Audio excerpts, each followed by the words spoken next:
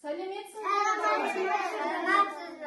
Балалар, бүгін біздер қазақ тілі еліне саяхатқа шығамыз. Саяхатқа балалар, ұшақпен барамыз.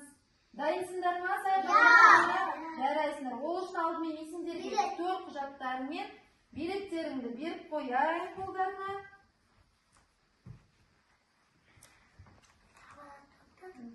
Ал енді балалар, қолдарымыздан ұстап, екі-екіден асықпай ұшағымызға отырайық. Жүр, балалар, жүр.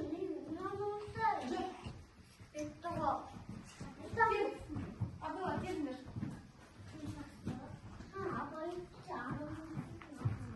Кел, ағынып тұра.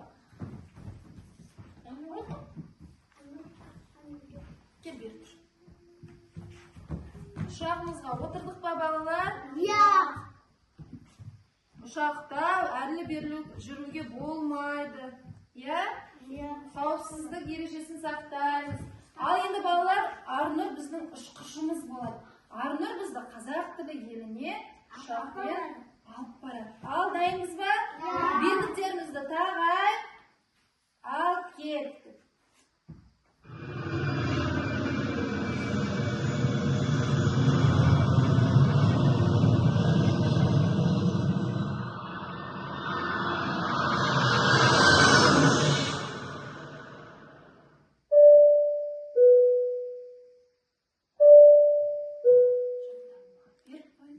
Құрметті жолаушылар, Айгөлек балабақшасы және қазақ тілі елі бағытына шыққан ұшақ қазақ тілі еліне келіп қонды. Эйр Астана әуе компаниясы сапарларыңыздың қызықты өтуін тілейді. Балалар, міне қазақ тілі еліне де ұшағымыз келіп қонды. Барлығымыз шығып, келген жерге жарты дөңгелекке тұра қалайық. Біздер балалар, ең бірінші кел, жарты шеңбер бол. Бәріміз тұра қалайық. Экранға қарап тұрамыз. Экранға қарап тұрамыз. Кел, телевизорға қарап тұрамыз бәріміз.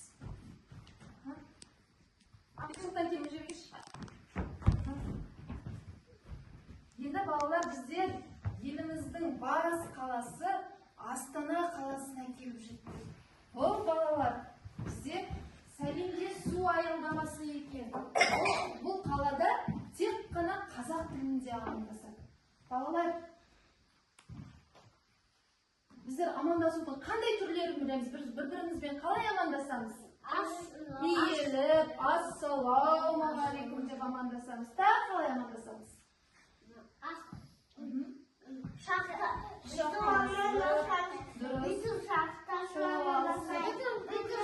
Бес беріп амандасамыз. Дұрыс, сәлематсыз ба? Сәлем деп амандасамыз. Жұдырық алмасып тағы. Сәлем деп қол алысып амандасамыз. Дұрыс айтасыңдар балалар. Дұрыс, өте дұрыс. Енді балалар, біздер амандасудың түрлерін айттық жаңа, енді сол жөнінде кел, ойнайықшы барлығымыз шеңберге тұрайық, сол туралы, амандасу туралы ойнайықшы. Кел, шеңбер болып тұрамыз.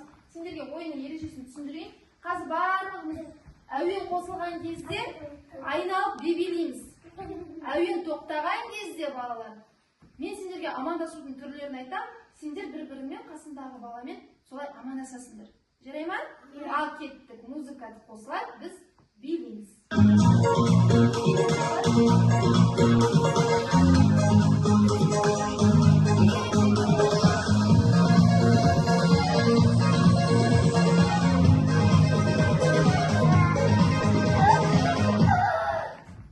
Шақтасып амандасу. Шақтасып амандасамыз. Керемет, кеттік, ары қарай кеттік.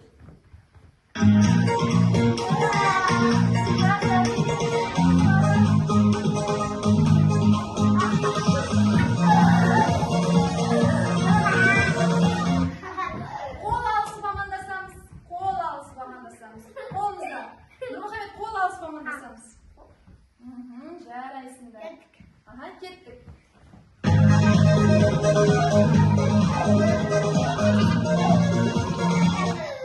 Иіліп амандасамыз балалар. баламсыңдар. Жарайсыңдар. Ал енді балалар, біздер келіңдер, мен қасыма келіңдерші, екі-екі қолдарын ұстаңдар. Біздер балалар келесі қалаға, яғни Қызылорда қаласына, салт дәстүр қаласына барамыз. Дайынбыз ба? Иә. Дайынбыз, кел, екі-екіден тұрайық, екі-екіден тұрайық. Иә. Қызылорда қаласы, салт дәстүр қаласына барамыз.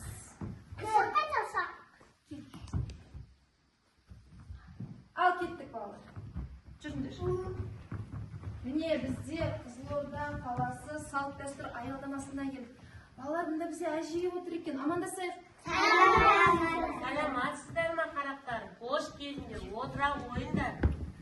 Ой, қандай керемет балалар. Балалар, мен сендерге бүгін ерте ежелден келе жатқан өзіміздің салт дәстүріміз бесікке салу дәстүрімен таныстырам. Міне менің немерем. Ол дүниеге келген соң, оның атын қойды алдымен, есімін бер. Оның есімі Айна. Енді бүгін Айнамды мен бесікке салам. Қараңдар балалар, бұл бесік. Ол ағаштан жасалған. Оны ертеде біздің ата-бабаларымыз көшіп қонған соң, оны ағаштан жасалғасын, оны өзімен бірге алып жүрген. Ал енді бүгін мен бесікпен сендермен таныстырайын. Бұл бесік, оның жабдықтары, оның жастығы бар, көрпесі бар. Мынау балалар, бұл оның өзінің беліне байлайтын, қолбау деп аталады. Мына жерде балалар, кішкентай бөпе өзінің шытырма беретін өзінің тесігі бар, Енді балалар, сендерге алдымен бөпемді жатқызайын, сен жата тұр, Айна, бесікке салу үшін қыз баланың астына, көпшігінің астына тарақ қояды. Әдемі, керемет, әдемі болу үшін тарақ, айна салады.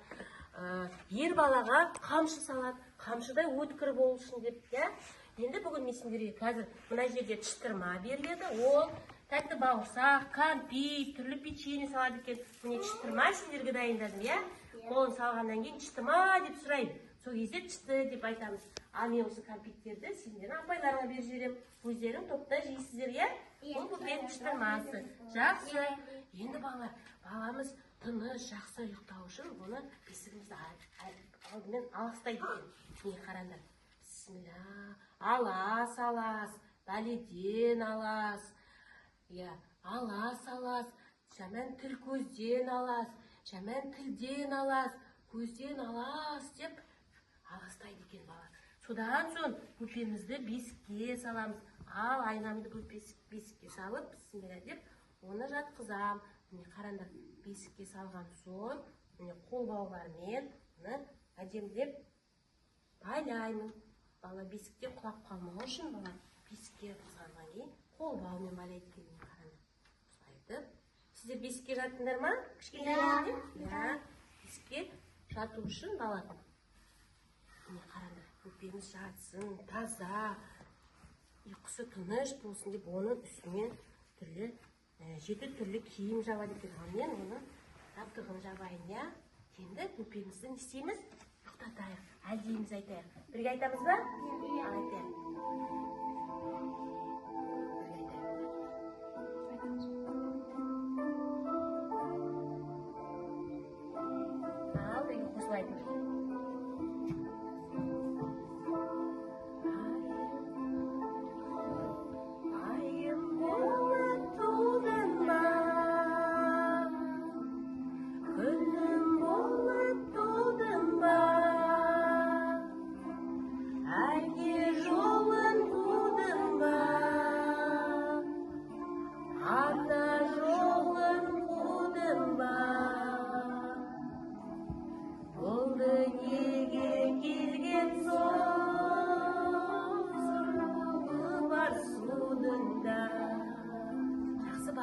Осылай бөпеміз ұйықтатамыз, Ұйықтады.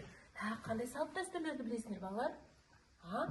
Бөпеміз қырқынан шыққан соң, 40 күн болғаннан оны тырнағын, шашын алып, 40 қасық су құйып, қонақтар шақырып, оны суға түсіреміз. Ал жайлап тай басқада не істейді? Сауын жейді. Ақ жол жайып, ала жіппен байлап, ала жіптің адамның ала жібін аттамасын деген ниетпен оның сауын кесіп, бала бөпе жүріп кетеді. Солай ма? салт дәстүрлерді ұмытпаңдар. Өте керемет балалар екенсіңдер. Қандай салт дәстүрмен таныстыңдар бүгін? Бесікке салу. Өте керемет.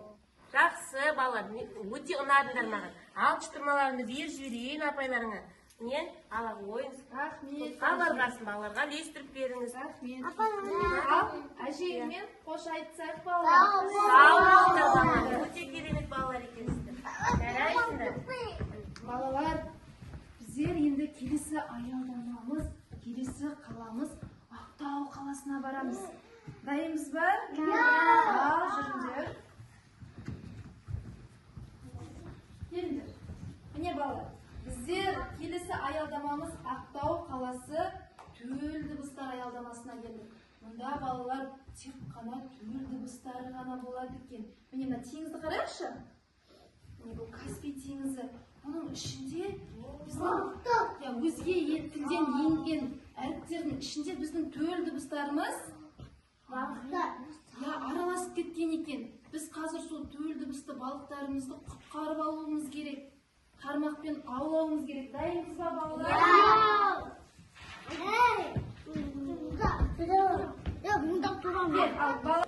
Қармағымызбен өзіміздің төл дыбыстарымызды аламыз. Міне. Қандай дыбыс бар?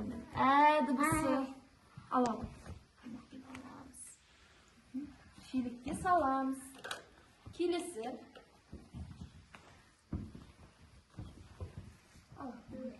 Қандай дыбыс? Дыбысы жарайсыз.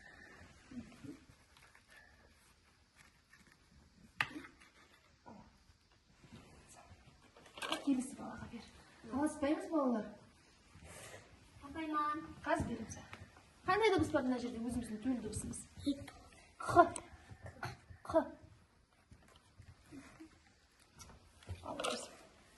Дыбысы бар екен мына жерде. О дыбысы қатпаған екен. Дұрыс. Ой, жарайсың. Кел, айнаға бер.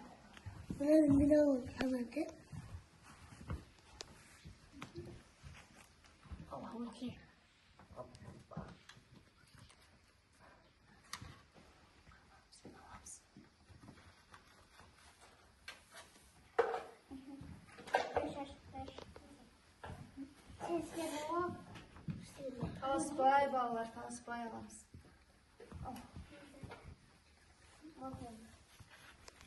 Ұста, қармағын ұста.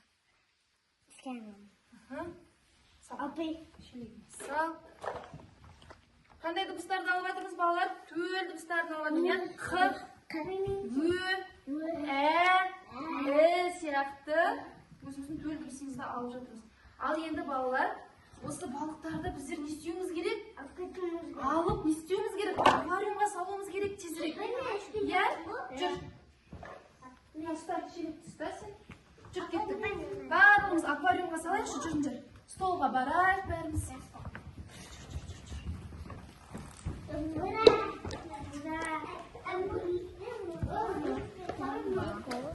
Кет, Айнара, сен мұнда кет.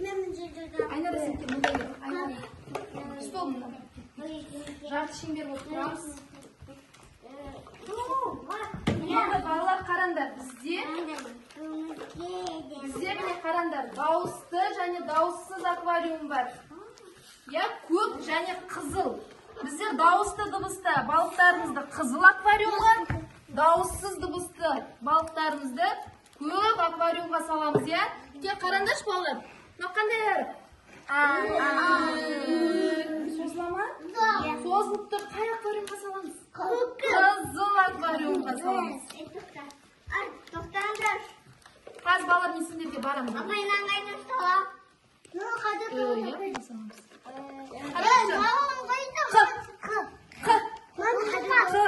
Дауысты ма, дауыссыз ба? Дауыссыз.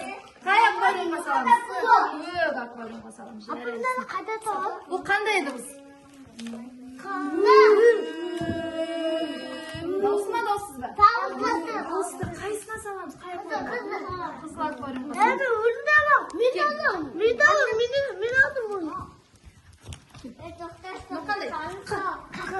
Дауысты ма, дауыссыз ба? Дауыссыз. қайсына саламыз? Көкке саламыз. Кел бала, сен. Дауысты ма? Аяқ қойрымға саламыз? Қызыл. Қандай дыбыс? Дауысты ма, дауыссыз ба? Айнара, дауыссыз ба, дауыссыз ба? Дауысты ма, дауыссыз ба? Дауыссыз. Демек, көк аквариумға саламыз.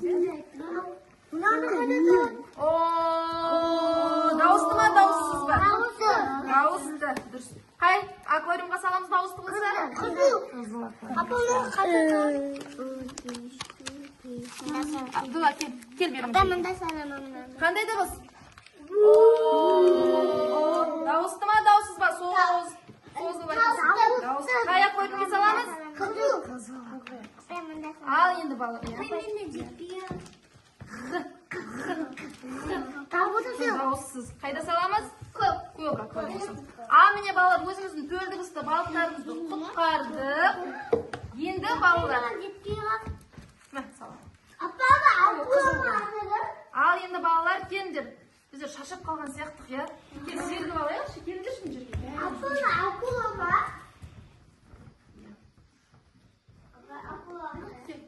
Шеңберге тұрайық балалар. Шеңбер бол, жарты шеңбер бол. Тұрайық теледидарға қарап. Кел, Абдулла, үлкен, кең жарты шеңберге тұрайықшы. Ал, қазір сергіп аламыз.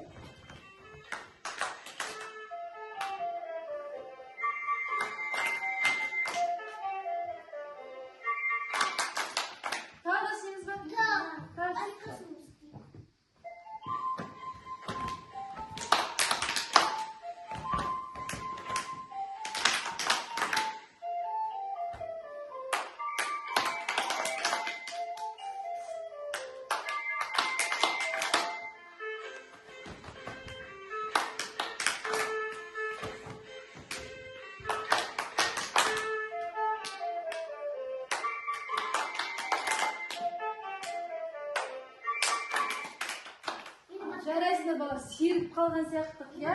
Енді балалар, біздер келесі аялдамамыз.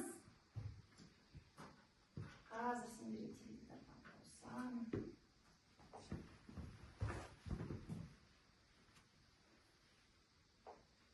Келесі аялдамамыз балалар, әдебиет мекені, яғни Орал қаласына барамыз. Дайынсыңдар ма? Қазір балалар.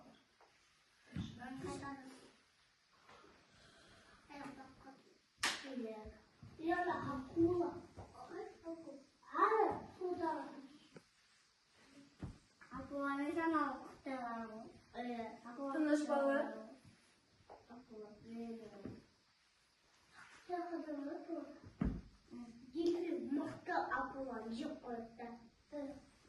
Дайынбыз ба балалар?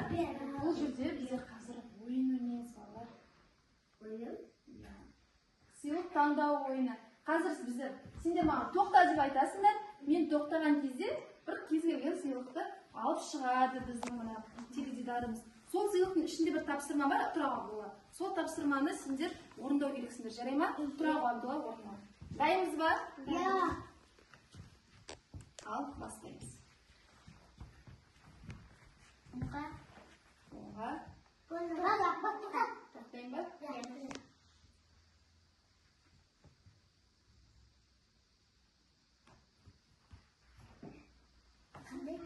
Ашып көрейік, қандай тапсырма береді.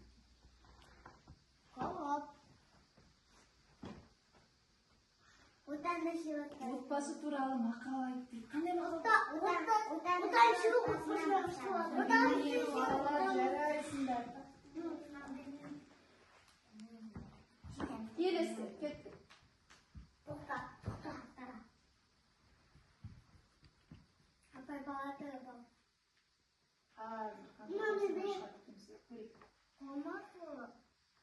Кел балалар оқыл өлең айтып беріңдерші дейді. Айнар айтады. Кел балалар оқығанды көңілге ықыласпен тоқталақ. Оқысаңыз балалар, саннан шығар жағылар, тілегеннің алдынан іздемілік табылар. Ой, жарайсың Айнара. Айнараға қос қойыңызшы балалар. Тағы да тапсырма алаңдар. Тоқта. Барам, долаңасын тоқта.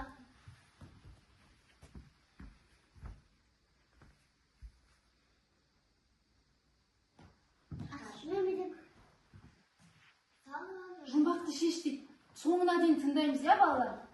Сырқылдайды күнімен, бүгін келсе уақытты. Сырқылдайды түнімен, көрсетеді тілімен. Дұрыс балалар. Жауабы сағат екен. Сағат? Иә.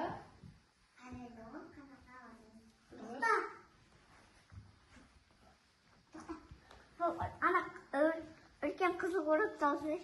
Иә. Ол бізге өз стандарт алып береді. Кел балалар оқылықты айттық, иә? Ясын айнар айтып қойды. Тоқта. Бетім қызыл. Роза дейін.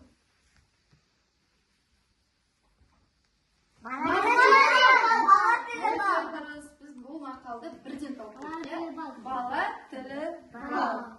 Бала тілі бал. Жақсы балалар. Бала тілі бал. Онда қазір. Апа қызылда. Балалар ма екен?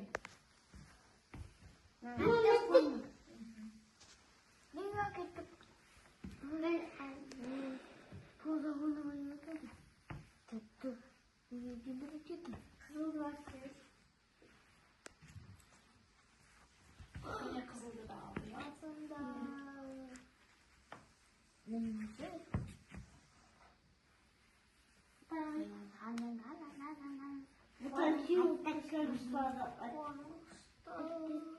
Апай, сумбақтарды сумбақтайды. Аяғына батып отыр. Тұрау. Разыйды айтты. Ана үлкен көп сұрақта не бар екен? Ана не yapmam? Көп қораптың ішінде не бар екен? Жұмбақты шеш дейді тағы да. Бұны біздер шешіп тастадық па? Ажығына ертемен күнде сен қолыңды сүйкесең, тапсырыласың, тапсырға боласың. Жарайсыздар балалар. Ал біздер Üçgen sonra mesela çıkkana duruyor.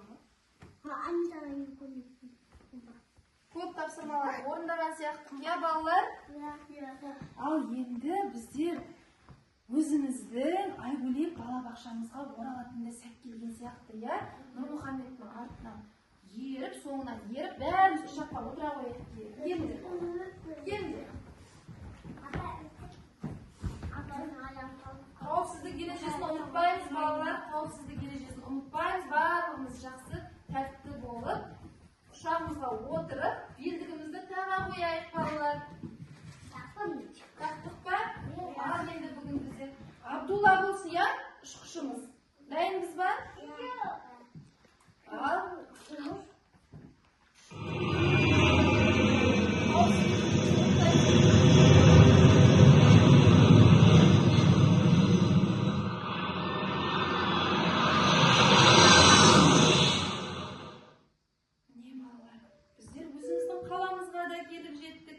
Айгөлек балабақшасымызға да келіп жеттік. Барлығымыз бана жарты шеңбер. Тұра қалайық, жарты шеңберге айтамыз, я, топқа барғасын. Тағы да жұмбақ, көп жұмбақтар шешеміз. Келіңдер балалар, жарты шеңберге тұра қалайық. Арынар келіп ал.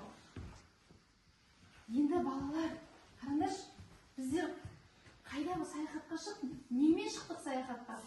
Ұшақпен шықтық. Қандай қалаларға бардық? Астана қаласы. Ол жерде біздер бір-бірімізбен не істедік? Дұрыс көрістік, амандастық. Келесі қайда бардық?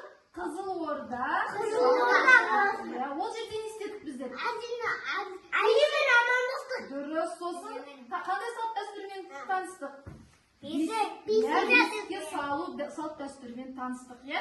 Иә. Жарайсыңдар. Келесі біздер қай қалаға бардық? Ақтау Ақтау қаласына бардық. Ол жерде не істедік біздер? Суылар. Иә, Балық аулау. дұрыс. Өзіміздің төл дыбысты балықтарымызды аулап, оларды аквариумға орналастырып құтқардық екен.